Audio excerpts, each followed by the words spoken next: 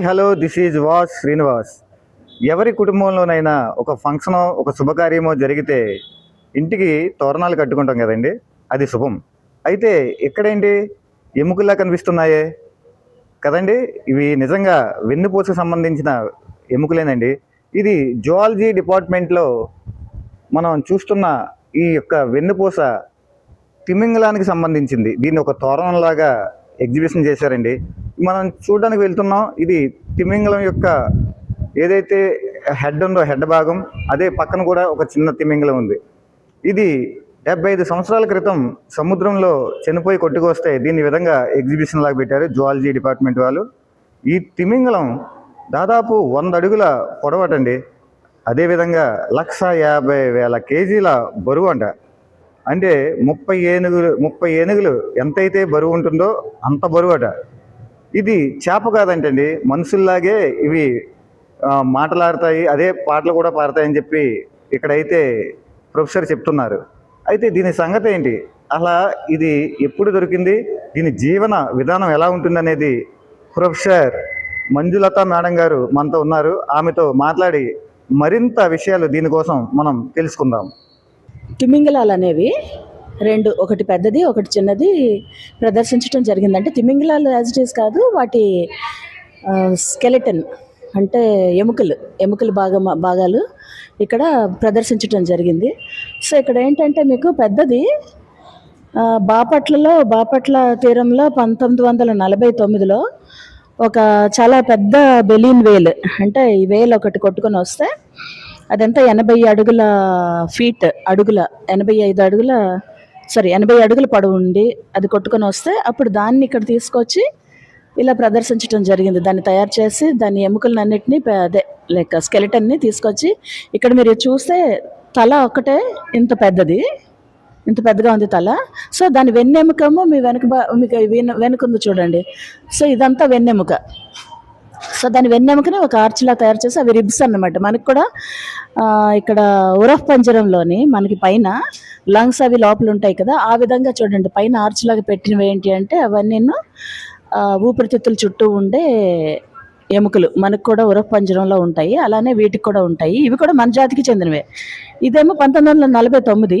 తర్వాత చిన్నది ఇంకా కాకినాడ కోస్ట్లో 1960లో 27 అడుగుల పొడవుతో చిన్న బేబీ వేల్ ఒకటి దొరికింది.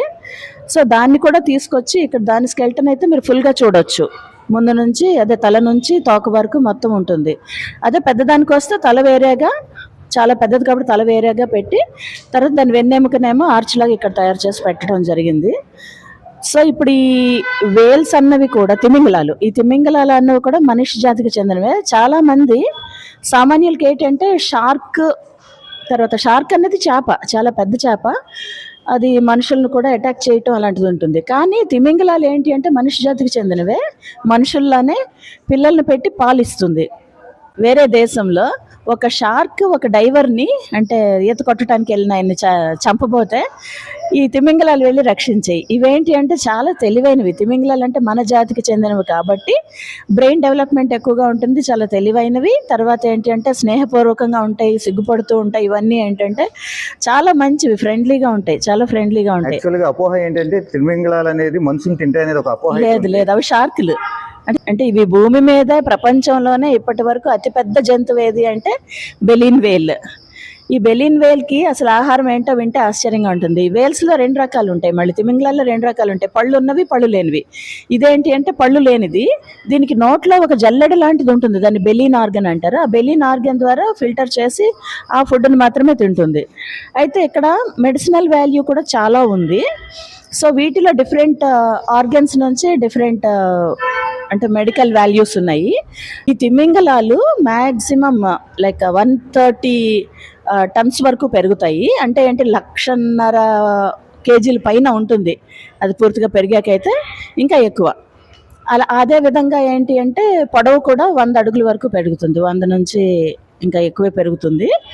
అంత మ్యాక్సిమం చెప్తున్నాను నేను. తర్వాత ఏంటి అంటే ఇవి మనలాగే పిల్లల్ని కానీ పాలు ఇస్తాయి. వాటి జెస్టేషన్ పీరియడ్ అంటే గర్భం దాల్చే టైం ఏంటంటే 9 నుంచి 16 నెలలు పడుతుంది.